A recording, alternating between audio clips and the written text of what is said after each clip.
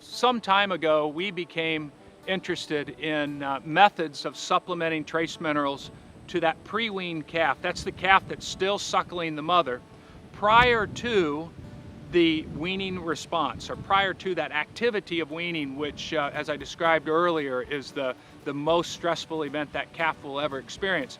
And our thought is that if we could find a method to bolster or optimize trace mineral status of that calf prior to weaning, then we would better optimize the chances of that calf to resist disease pressures after weaning and have a higher likelihood of good performance and high health status. So we started down this path of looking at concentrating small amounts of supplemental feed with minerals.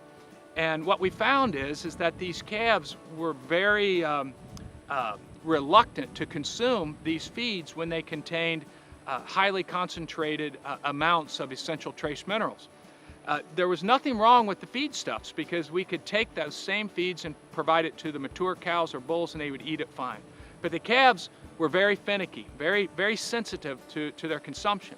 And so a group of researchers that had been looking at our data and criticizing our data and helping us through the process suggested that maybe it was the solubility of the trace minerals, such as copper, zinc, and manganese, that we were feeding, and that these highly soluble forms of those metals could be producing what we consider a tasted version in the mouth as they begin to dissolve.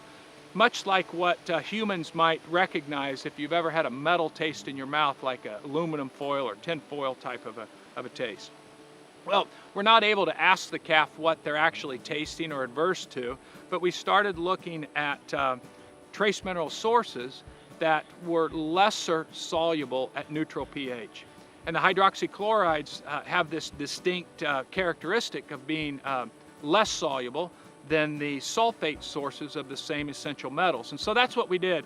And we took those formulations and compared intake, preferential intake, when we would use the lesser soluble forms of copper, zinc, and manganese. And what we learned is that the calves eat the supplement very well. In fact, our published research would show that the calves will consume the supplements with hydroxychloride forms of these essential metals at the same rate or same level that calves consuming supplements with no trace minerals.